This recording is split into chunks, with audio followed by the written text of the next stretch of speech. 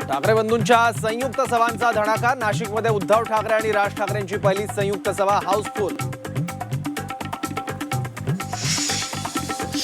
फडणवीसांच्या हातात काही नाही, चंद्र सूर्याचे दाखले दिले तरी वरच्यांच्या मनात असेल तेच होणार. राज ठाकरेंचं मुख्यमंत्र्यांवर टीकास्त्र.